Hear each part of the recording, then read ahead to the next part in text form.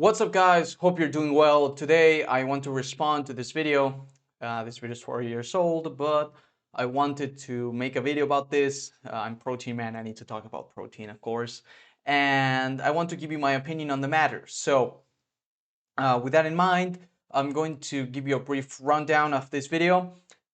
Basically, he makes the thesis. Joseph, I have followed him since I was like 15, I think.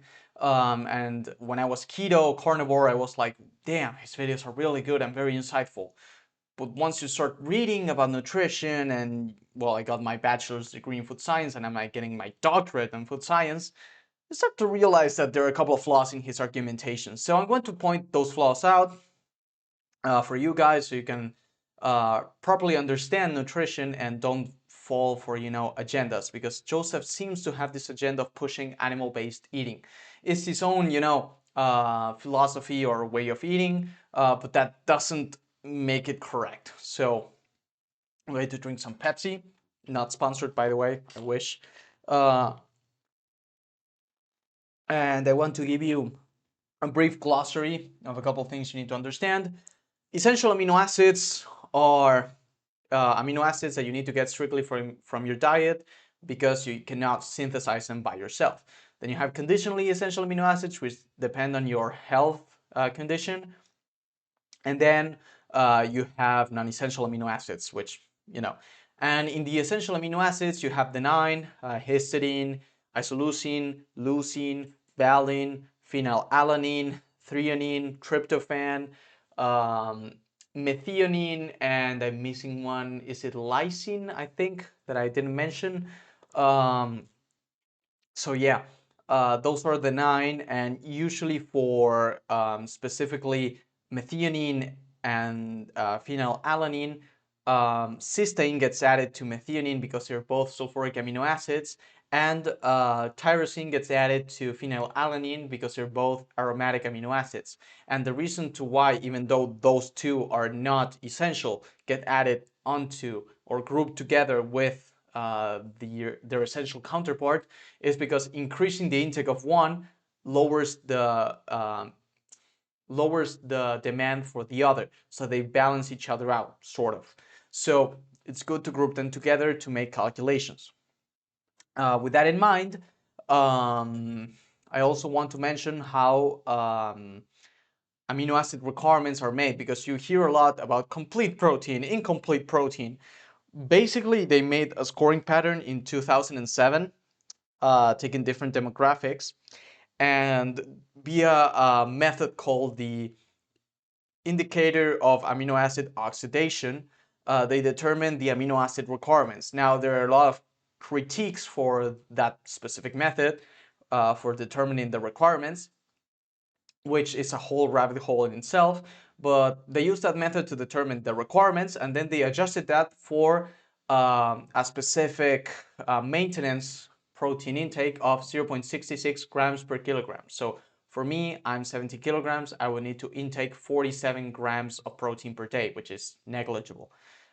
Is half of what I get in a single meal. So yeah, keep in mind I eat 1 to 2 meals per day, but like, you get what I mean. It's very low, especially if you bodybuild and so on and so forth, which usually intake 1.2 to 2 grams per kilogram. So with that in mind, what they did is they adjusted the requirements for that protein intake, and you get a scoring pattern by which you judge other proteins. Something you need to understand before we jump into the video. If you're curious, this report is called Protein and Amino Acid Requirements in Human Nutrition from the FAO from 2007. Then we have another report, give me a second, Dietary Protein Quality Evaluation in Human Nutrition, which is a later paper. I think this one is from 2013, if I'm not mistaken. And basically they keep the same scoring pattern. Give me a second.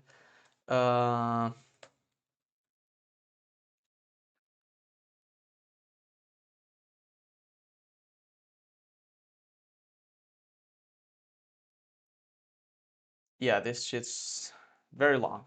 There we go. That's what she said. So they keep basically the same scoring pattern, just FYI.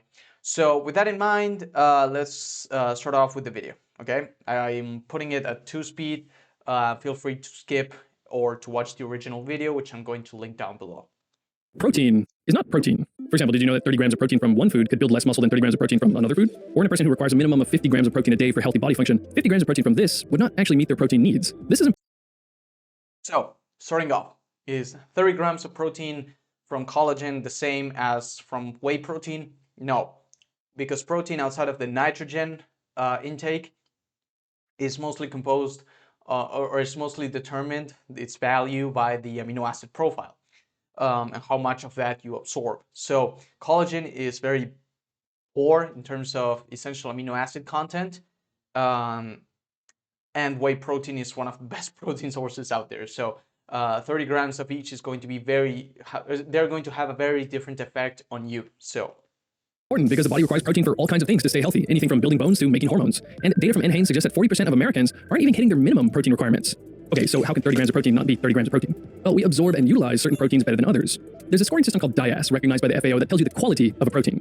Animal proteins like cow's milk, boiled eggs, beef, and chicken breast are all considered high-quality proteins because they're very digestible and have high amounts of all the essential amino acids. Plant protein powders like soy or pea are of a lower rank but are still good quality proteins. Another good rank protein is baked chickpeas. However, many plant proteins, for example rice, lentils, peanuts, almonds, and wheat, are all considered poor quality proteins. People often just assume 18 grams of protein from chicken is the same as 18 grams of protein from lentils or a peanut butter sandwich or some eggs. But here's something you might find surprising. okay, so before we move on to the next point, I want to talk to you about the DIAS and the PDCAAs. I previously made a video about protein, which you can consult, and it has let's just say, it has a brief explanation of each, but I'm going to explain it here again, I think in a better fashion. So I took this from a study from Marin and Gelly, and I ran it through Gemini to increase the quality, and well, it made some extra modifications, but the original is going to be in the link in the description below. So basically the PDCAAs works by comparing the amount of a certain amino acid of each amino acid of the 9, including sulfuric amino acids and aromatic amino acids, against the reference scoring pattern. So for example, you have lysine in pea protein against the lysine content in the ideal or the scoring pattern protein, and out of that you get a ratio. You calculate the ratio for each of the 9 essential amino acids, and then you pick the lowest value and you multiply it by a digestibility coefficient, which basically means how much of that protein are you actually digesting. And out of that, you get the PDCAAs. If the PDCAAs is higher than the scoring protein's value of 1, it gets truncated. So it could be 1.5, 1.6, 2, 3, 4. It's going to get truncated to 1. Then you have the DIAS, which works in a similar fashion. The only difference is that instead of calculating the ratios and then multiplying it by a single protein digestibility, you have to multiply each amino acid ratio for its digestibility in terms of amino acids. So it has, instead of crude protein digestibility, it has amino acid digestibility for each amino acid, which need to be recalculated for every single protein source. So a mess. But you calculate the ratio for the digestibility, and the lowest final value is the DIAS. So you can have, for example, in the case of bread, you can have, let's say you have bread that you supplemented with lysine, right? And due to Maillard reactions, the lysine content in that bread is going to lose its digestibility individually. So on paper, it might have a lot of lysine, but then when you induce that reaction of browning, the lysine content is going to become less digestible because it forms complexes which trap it and make it less digestible. So then it's going to plummet the score compared to its raw matrix, its raw food. So that's why the DIAS was built upon, to basically take into account that processing that may lower the final score. And also the DIAS scores are not truncated, so they can exceed 100% or the scoring pattern ideal protein, which is achieved by most milk proteins like whey protein, casein, milk in itself, eggs, I think, in some meat products. So to keep in mind. So that's on one side. Then, what I want to point out is that these scores are useful for a very specific context. What I mean by that is that they're not built for the general population. They're built for what are called ready-to-use therapeutic foods, which are foods that are meant to provide you with everything you need in the most compact manner. And they should be shelf-stable for a long time, and they should be easy to eat, hence the ready-to-use. They shouldn't need any cooking and so on and so forth. And they're meant to be foods that you give to people in developing countries, or in, for example, the most explicit case is in African countries where food security is an issue. You go there, the FAO, for example, and gives them that food that is meant to completely allow them to meet their needs. And in that fashion, they manage, to prevent malnutrition. Now, are you a kid from Zimbabwe? I doubt it. In the context of the general population, these scores fall apart because you eat a variety of food sources. And although you can try, to squeeze the DIAs or the PDCAAs into, the day-to-day eating, what ends up happening is that you get a very distorted view of things, because these scores work off of minimums, and they totally neglect the fact that you're actually getting essential amino acids outside of the minimum. And in the context of the average Western diets, amino acids behave more as vitamins, in the sense of, if you eat, for example, if you meet your daily target for vitamin B12, it's not that because you didn't meet your target for vitamin B3, that doesn't count. You met your vitamin B12 intake. So there's not going to be an issue if you don't get enough B3. The same goes with amino acids, because the reasoning behind using the limiting amino acid is that if you exceed all of the other amino acids, but you have a limiting one, that limiting one is going to bottleneck the muscle protein synthesis response from it. Because you don't store amino acids long term into your system. And that is true, you don't. But in the short term, i.e., a day, for example, what you tend to see in outcome data is that the muscle protein synthesis rates are the same if you eat incomplete meals that at the end of the day complement each other, if you eat a complete meal by balancing out different food sources, or if you eat a complete source. The outcome is the same. So, sorry for that. What I want to say is that these scores are not applicable to day-to-day Western diets. Sorry. So yeah, let's keep going. 50 grams of protein per day is the minimum protein requirement for adults. And if you look here, most of these 103 countries get most of their protein from plants, and they're hitting their 50 grams a day just fine. But plant proteins aren't digested as well. So if you incorporate the digestibility of the proteins, far more countries are... Give me a second. 50 grams of protein per day is the minimum protein requirement for adults. And if you look here, most of these 103 countries get most of their protein from plants, and they're hitting their 50 grams a day just fine. But plant proteins aren't digested as well. So if you incorporate the digestibility of the proteins, far more countries are just under the 50 gram requirement. I want to really get into this. Oh my God, I'm so excited. So basically, I emailed the author and he sent me the full paper. And this is something really funny that Joseph does. So he points out to this figure, give me a second, this figure right here, and he says, well, some countries are exceeding slightly the 50 gram per day mark. And if you adjust for digestibility, then they don't. And if you adjust for net protein utilization, none of them meets it. And each of the points he makes are wrong. Or at least not wrong, like the paper is solid in many cases, in many aspects, but the way he interprets the data is completely wrong on each point he makes. First of all, we look at the first image, you're like, okay, these are countries and these are their protein intakes per capita, and it's correct, but he totally, quote unquote, missed, I think he deliberately didn't include it, figure number one, which is the actual globe average protein intake per capita that includes all of the countries, or as many countries as it can. Oh, sorry, my mic fell off.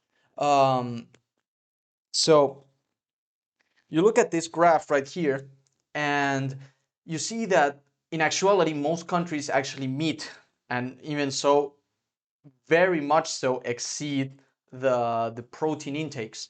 So you look at it and you're like, well, this doesn't look like the first figure at all. What is going on? You look at it, you're like, okay, some countries actually exceeded, but slightly, like to 70 grams per kilogram. Sorry, 70 grams now, 70 grams per day. And in this one, you reach almost 115, 100. You got like 90, 85. So what is going on? Well, if you go to the method section, something that Joseph, give me a second, I'm going to turn on the lights. There we go. So actually, if you go to the method section, give me a second, there we go, here, and you read something that either Joseph did and deliberately omitted, or something he didn't read, you look at the text and it says, from the information presented in figure 1, aka, sorry, I keep thinking that it's below, above, sorry, but it's below, figure 1. So looking at that graph, average daily gross protein intakes for the first 103 countries, the first half of countries plotted in figure 1, were selected, were selected for analysis. So what this means is that they took the graph, they took the first 103 countries. So if I were to, do this, it would be sort of something like this almost. Or maybe if you want to be extra, charitable, you do this. So they took this and they separated that and they used only that. So like the bottom 50% of protein intakes to do their analysis. That's the first part. So this is not representative of the US. This was not representative of the US. In actuality, the US is on the top 50%. I can't really point to you and be like, oh, this one is, because I mean, there are a lot of countries here, but they were on the higher side of protein intakes, closer to 1 gram per kilogram. So in actuality, this is for countries that can't really secure protein, which is, again, it's not representative of the people watching this video. Maybe a couple Indians, maybe in the comment section can tell me, but outside of Indians, like most people from the US, like Joseph, for example, are intaking way more protein than the scoring pattern will tell you. So therefore, meeting the amino acid requirements is not nearly as difficult. Okay, it's not nearly as difficult. And well, for these, for the calculations of the digestibility and the dias, they chose 5 Asian countries and 7 African countries. Now, I think we can all here agree that Zimbabwe and Ethiopia is not representative of the diet in the US. I think I think we can all be sure about that, right? So that's on one side. And the second thing I want to mention is that yes, you see that they have a high amount of of plant protein consumption. But this is something that Joseph fails to mention, and that is that these people are not eating tofu with some, fried rice that they threw in some peas or some stuff like that. Poor countries or people that, or countries that lack, for their population food accessibility, um, they rely heavily on grains, which are high starch, of course, and secondly, they have low digestibility, especially if you induce major reactions. And on top of that, they don't have the best amino acid profile. So yes, they have lower quality. So if you depend on grains and you really can't access other sources of food, or they are like grains are your 80% of your diet, then yeah, of course, your protein quality is going to take a hit. It's not because they're plant proteins in itself that they can't, in this specific case, we're talking about the graph.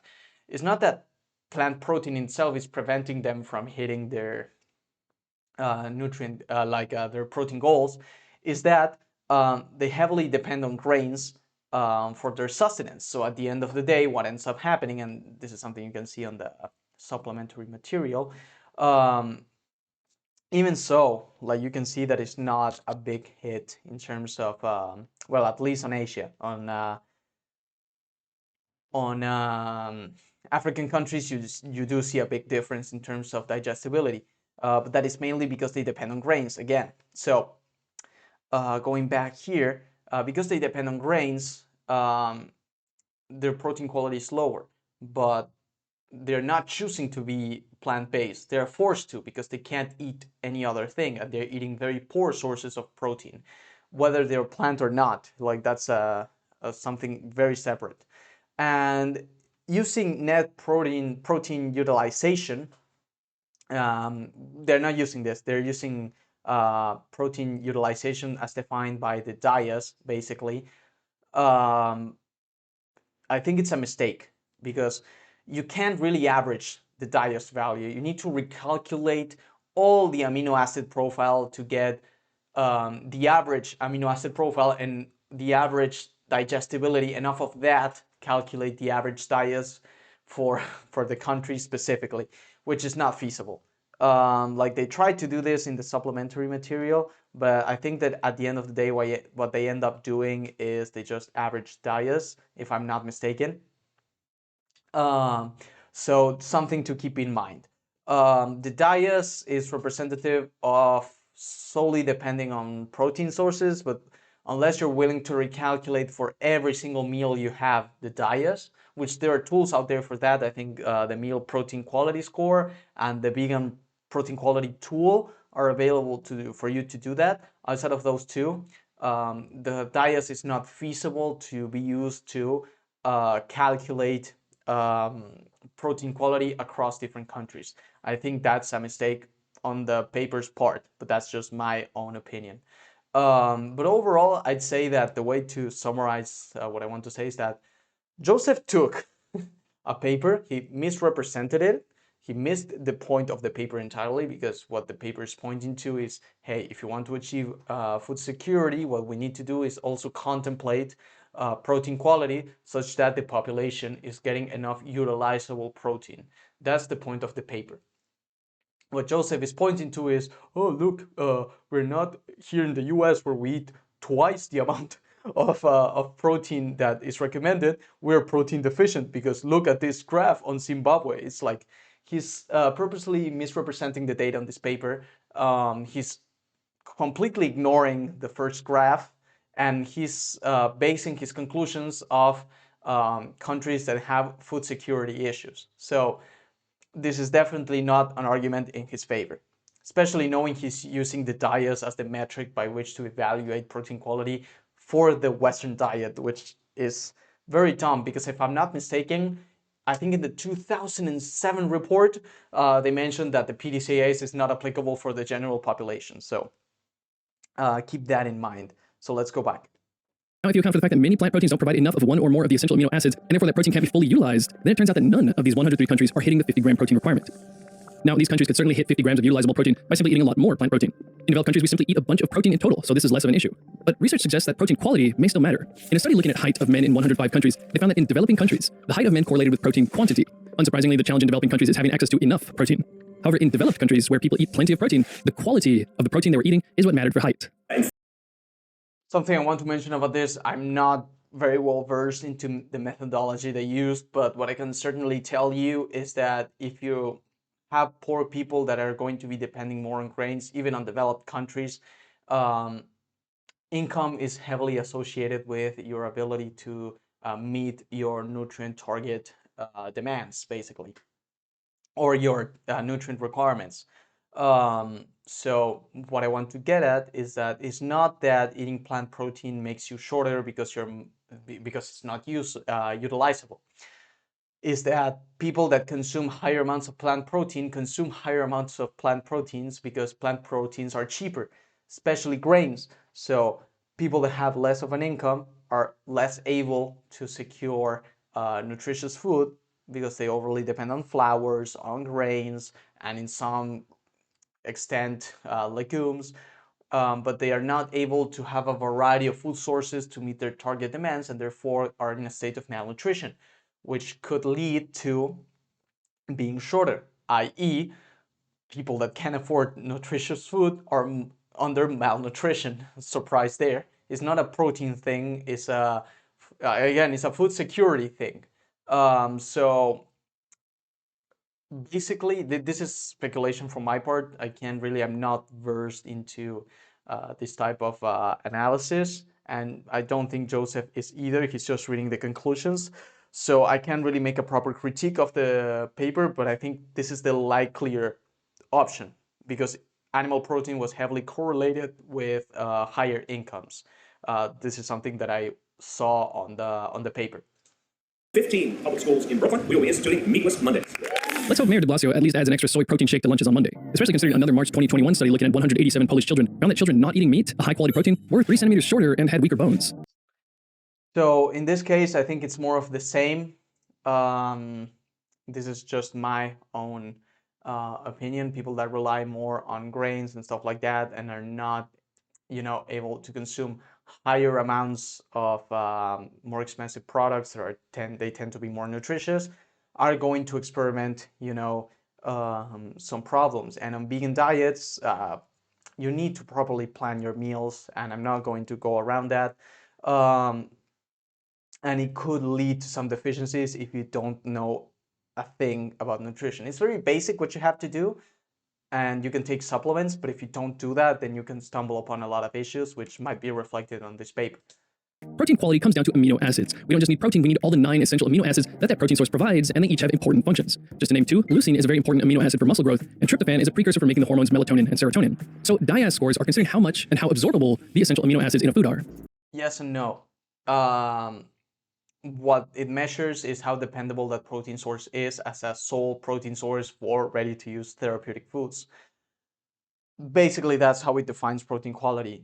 And what defines what is absorbable is the amino acid digestibility coefficients.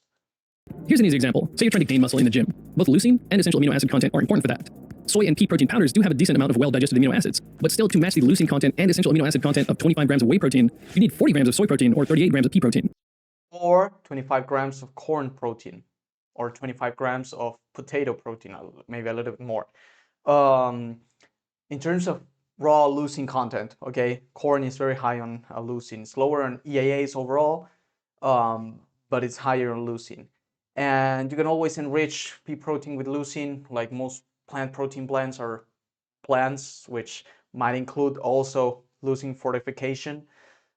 And on top of that, this is a non-issue in the first place because most people that are not elderly men are going to see the same results from soy protein and from pea protein, even to the level of acute muscle protein synthesis response, because the role of leucine is to trigger mTOR or to activate mTOR as to incentivize muscle protein synthesis via, a metabolic pathway that I'm not going to get into.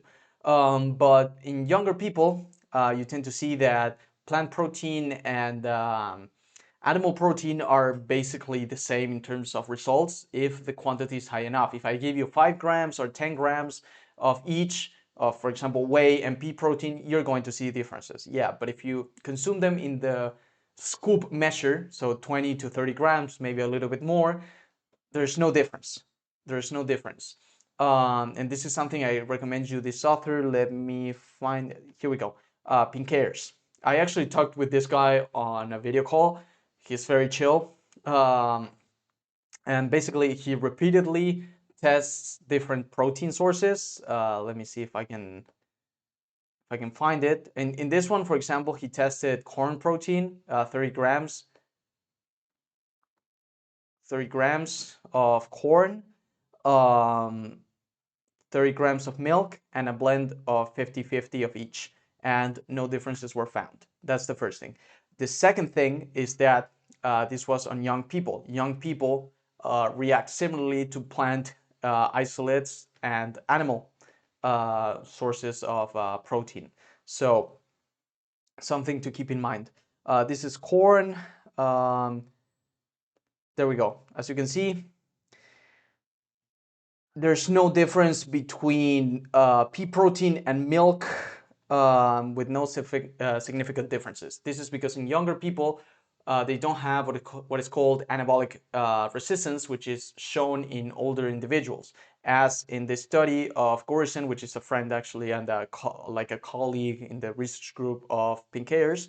And what you see is that in older men, leucine becomes more important. So in this case, they gave them, they say, 35 grams of casein, whey protein, and wheat protein.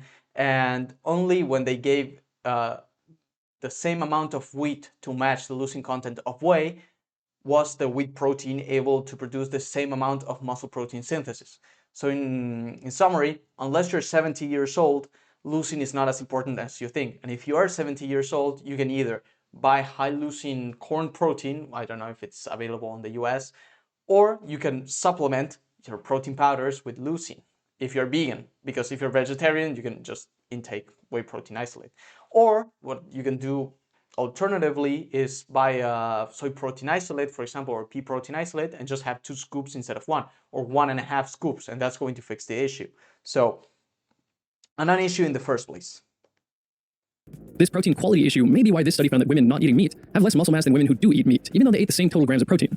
I ate my 10, 15 eggs a day. I had my 250 grams of protein. Yeah, no, this game changer part, I'm just going to skip it, just because I'm not a vegan propagandist. I don't care. It's just that I really don't like when they try to overblow, potential issues, quote unquote, with plant protein or with stuff in general. This is not true. Like, you're going to be able to build almost the same amount of muscle, if not the same, with plant protein as with animal protein, basically. Or a peanut butter sandwich has about as much protein as 3 ounces of beef or 3 large eggs. Now, recent research says the old 50 grams of protein a day recommendation was way too low, and that a 62 kilogram or 135 pound person needs at least 75 to 100 grams of high quality protein per day. So if you eat 75 grams of protein from animal foods, then you've met your protein requirements because most animal proteins have a DIAS score of 100 or higher. However, since lentils, for example, have a DIAS score of only 54, 75 grams of protein from lentils would only cover a little over half of your protein requirement. But nobody eats just lentils, and you can combine foods to make up for the essential amino acids other foods lack. So it's really good that people typically eat a variety of proteins in the same day, because if you're not getting enough of one amino acid, you can't properly utilize the other amino acids. Cornflakes cereal has a very poor DIAS score of 19, and it is Guys, do you eat cornflakes as your protein source? Anyway. very lacking in the amino acid lysine. However, milk has a very high DIAS score of 114 and has plenty of extra lysine, so if you eat your cornflake cereal with milk, like most people do, then the DIAS of your breakfast is actually 89. Also, eating lentils with That's provided you eat the same amount of protein for each. your millet will improve the protein quality of the millet. But unfortunately, as this 2021 paper shows, as the percentage of plant protein in the diet goes up, the overall protein quality of the diet goes down. Yes, this is true. Like, plant proteins on average have lower DIAS, mainly due to the fact that they have 1 or 2 deficiencies in terms of amino acids. Again, deficiencies under a protein intake of 0.66 grams per kilogram. In this study, even athletes who were following a vegetarian diet didn't end up getting the minimum recommended amount of protein. The vegetarian athletes were getting enough protein in terms of total protein, but they only utilized 89% of the protein they ate. So they This is missed the lower end of the protein target by 10 grams and the upper end of the target by 22 grams of utilizable protein. Now, 89% is actually not bad, but as vegetarians, they would be eating high quality proteins like dairy or eggs. So if they're vegan, we would expect their overall protein to be a lot lower than 89%. not necessarily. Again, you can make up for it by eating more. That's the first part. And the second thing, again, this is not shown in outcome data. This is not shown in outcome data. In fact, I'm probably going to leave a couple of resources in the description so you can see that they're able to supply enough leucine and enough essential amino acids and enough protein overall to meet their metabolic demands. And it's really not shown to be any different in between omnivores, vegans, or vegetarians. It's just extrapolating results of a score that is made to basically make ready-to-use therapeutic foods. Anyway. Utilizable. The solution for these athletes is quite simple, really. They could just add another scoop of soy protein powder a day. But it was surprising to me that even these athletes, who I imagine would be very calculated with their protein, could be missing their recommended protein intake. With the right knowledge and diligence, yes, you can meet your protein requirements on a vegetarian or vegan diet, but you need to make sure to pick the right proteins. What are you eating? Peanut butter. Let's go back to this example from the Game Changers. 1 cup of cooked lentils or a peanut butter sandwich has about as much protein as 3 ounces of beef or 3 large eggs. So yeah, technically you get the same grams of crude protein from a peanut butter sandwich, a cup of lentils, a 3-ounce steak, or 3 eggs. But let's look a little closer. Here are the DIAS scores of these foods. Boiled eggs are 113, beef is 112, lentils are 54, roasted peanuts are 43, and wheat bread is 29. Wheat and peanuts are both limiting in lysine, so even if you combine them, their DIAS score couldn't be higher than 40. Who's eating peanut butter and bread as their protein source? 43. So let's say you start off with a peanut butter sandwich. Here's the amino acids you're getting. So we'll want to make up for the poor lysine content of the peanut butter sandwich. So you can add some lentils, which have plenty of lysine, and this will have increased the overall protein quality of the meal. But now you're still quite low in methionine. So then you add some edamame, boiled soybeans, because they're one of the best plant sources of methionine. But even then, you're not getting that much methionine relative to all the other amino acids. So here's the thing, right? First of all, well, I'm going to let him. So that's the amino acids you're getting from 54 grams of protein from these plant foods. Now compare this to what you get from just eating 3 eggs and a 4.5 ounce skirt steak. Well, at first glance, you can see that with the plant-based meal, you have to eat 245 more calories to get less essential amino acids, and you get a better balance of the amino acids from the animal proteins. So the point is, if you're not eating meat, you'll need to get a variety of plant proteins every day. Dr. Lane Norton did his PhD. Okay, so going back to this, first of all, he included like peanut butter and and bread as protein sources, and he's like, oh my god, you have to eat more calories to get the protein. Well, yeah, they're not protein sources. The thing would be different if he included a block of tofu, for example, seitan, scoop of protein, for example, which in terms of or soybeans, for example, which have a similar macronutrient profile to eggs, for example, in which case you will tend to see that they're basically the same in terms of protein per calorie. He included a fucking peanut butter sandwich source, which is totally stupid. And then in terms of balancing out the amino acids, I'm just going to say you can of course eat more protein because plant protein tends to be cheaper. That's the first part, so it's a non-issue, you can eat more. But in terms of keeping it, let's just say gram to gram, you can later again eat other sources, and it doesn't necessarily have to be unprocessed sources, okay? And you can supplement in any case. I really don't see the point he's trying to make here. Like he's saying, yeah, you get overall more essential amino acids, but you can just, again, in the practical application, you can bump up the protein source, the protein intake. You can add an extra scoop of soy protein. So what's the point here? Is the point to say, if you, I really struggle to see what he's aiming at. He, of course, wants to paint animal protein as better, because, yeah, in terms of a gram per gram basis, animal protein is better, and I'm not going to pretend it isn't. It is the case. But you have to factor in the costs of the animal protein, for example, meats or eggs, compared to plant protein. Plant protein is a third of the price, and you can eat way more of it. And outside of protein, you also have other nutrients that are more important than just protein. So if you're able to hit your protein targets, if you're able to hit your essential amino acid requirements, and in the outcome data, it shows that you're able to build the same amount of muscle from plant protein compared to, like in a vegan diet, compared to an omnivorous diet, what really is your point here? Do you get like an extra bonus if you optimize essential amino acids per gram of protein? I really struggle to see what the point here is, outside of saying, oh, look, animal protein is better. See that with the plant-based. And if you're a vegetarian, this is not even an issue or not even a factor, because if you include animal sources of protein like milk and eggs, which are the best sources of protein, even better than meat, then you really don't need to worry about being deficient. It's only vegan if you're like vegan, and if you're like animal-based, that you see very big differences, which those differences really don't end up showing up in results. You have to eat 245 more calories to get less essential amino acids, and you get a better balance of the amino acids from the animal proteins. So the point is, if you're not eating meat, you'll need to get a variety of plant proteins every day. Dr. Lane Norton did his Yes, we all do. PhD dissertation on the critical role of the essential amino acid leucine in building muscle. He discussed in this video here how, despite the game changers being all about athletes and performance, it glossed over this very important. Well, yeah, I really don't care about the game changers, so. Meaning you'd have to eat almost 1,200 calories of the steak and eggs. You're getting 5.3 grams of leucine, but only 3.7 grams from the plant-based meal. Meaning you'd have to eat almost 1,200 calories of these plant foods to match the leucine content of the steak and eggs meal, which is only 570 calories. I mean, you can eat other food sources. What's... You can get enough protein from vegan sources of protein, but if you're using whole food vegan source of protein, you're going to have to eat a ton of them. Something like 59% of children globally don't eat, aren't given eggs, seafood, dairy, meat. And the WHO says that.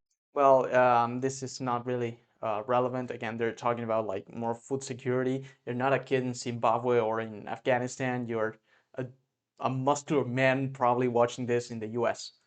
Dr. Peter Ballerstedt, who has been a key voice on this protein quality topic. In fact, his detailed presentation on YouTube called When is Protein Not Protein is what got me interested in this topic. In that presentation, he gets into a lot of important nuances. For example, processing plant foods can lower the protein quality of that plant food. For example, we don't just eat wheat, we process that wheat into bread, and that processing actually worsens the protein quality. So we make whole wheat bread. nobody's eating bread as a that value in half because all this processing inactivates, makes unavailable the lysine, which is already the limiting nutrient. Interestingly, human nutritionists don't fuss too much about protein quality or specific amino acids, but for an animal nutritionist, like Dr. Ballard said, paying attention to protein quality is just common sense. I mean, yeah, of course, a nutritionist is not going to take that into account because most nutritionists understand that we probably get enough protein as itself. We probably get enough essential amino acids as itself, as long as you're not, just eating ice cream, chips, and bread, of course. And well, let's just hear this argument for a second. I'm going to make a comparison. All animal nutritionists have been balancing the rations given to pigs based not just on protein, but amino acids for almost 40 years now. Okay, so in that regard, something I want to point out is that this is the same case as the ready-to-use therapeutic foods, in the sense of, yes, of course, you're going to be more careful with like the amount of amino acids you're giving to animal feed if it's the only source of food you're going to give them. You get what I mean? It's the same thing. It's the same thing. So yeah, of course, in similar situations in which you need to provide an organism with all it needs in a single food, you're going to be careful of providing everything they need in a single food. But if we're talking about ad libitum eating on a on a system that provides a wide variety of food sources, then what you're saying does not become an issue. Actually, let me search this up real quick. There's this, actually, there we go. I think I can't access this article right now, but this review of Craddock is actually a really good dismantling of the whole limiting amino acid notion, especially when it comes to vegetarian and vegan diets. So something to keep in mind. I really recommend you giving it a read. I'm going to link it in the description below. If I don't have the links yet when you're watching this video, it's probably because I uploaded the video and went to do something else. But when I come back, I'm going to progressively be linking all of the sources. In fact, the FAO has suggested that maybe we should be putting individual amino acids on food nutrient labels. I think that's actually a really good idea. Just that most people are not going to understand it, so you need to find a way to, label it in a more intuitive fashion. Protein quality discussion is important not just because of the recent popularity of plant-based diets, but also, as Dr. Ballard said, points out, more than 60% of our Again, it's not an issue. It's not an issue. current global protein supply is already plant-based. So humanity gets less of its protein supply from all animal source foods combined than it does from cereals. Now, developed countries certainly eat much more animal source foods, so you might be thinking protein quality is an issue for developing countries. Well, as mentioned earlier, data from 2015 says 40% of Americans are not getting the minimum recommended amount of protein, and that is based on the old low recommendation of 0.8 grams of protein. I mean,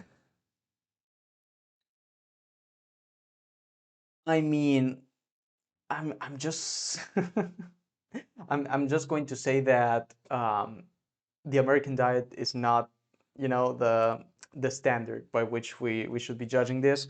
All I want to say in this specific regard is more of a food quality issue, not so much a protein quality issue. People are not eating a salad with lentils and then they're drinking some soy milk and so on. They're eating trash, basically.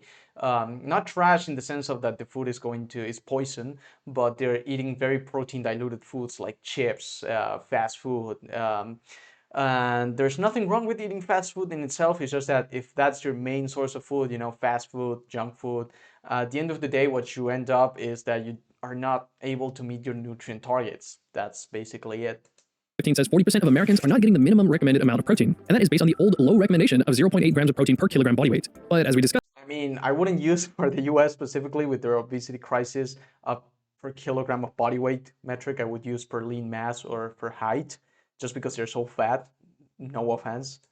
researchers are saying we need to get at least 1.2 to 1.6 grams of protein per kilogram. And that data from 2015 is only looking at total protein. So it's not accounting for the fact that some proteins are of lower quality than others. So we'd expect that more than 40% of Americans are not hitting their minimum protein requirements. Okay, but why would normal people not doing bodybuilding or competitive sports need that much protein? This is an important question, and it deserves a thorough answer. I'll be talking about this in Okay, I agree with this, mainly due to the protein leverage hypothesis, which I made a video on. It would improve satiety, and also high protein foods tend to be more nutritious outside of isolates. I mean, like, for example, comparing grains to legumes, for example, like pulses, or comparing, fatty cuts of meat compared to leaner cuts of meat, you do tend to see that nutrients follow higher protein sources. Eggs, also a good example. So yeah, that's all I have for this video. The summary of all is this guy misrepresented data. He showed whatever he wanted to support his agenda, and he disregarded whatever went against it. He doesn't understand the context by which the DIAS and the PDCAs was built upon, and he doesn't understand the whole losing trigger hypothesis. So what I can say is that this is very exaggerated for views, very exaggerated to support his carnivore agenda, because his audience is mainly on carnivore. That he really doesn't like vegan and vegetarian diets, and what he ends up, what he ends up promoting is more animal-based, keto, carnivore style of eating. So that's all I have for you today. Hope you guys enjoyed. Leave me your thoughts in the comments below, and I'm willing to debate this. So thanks for watching.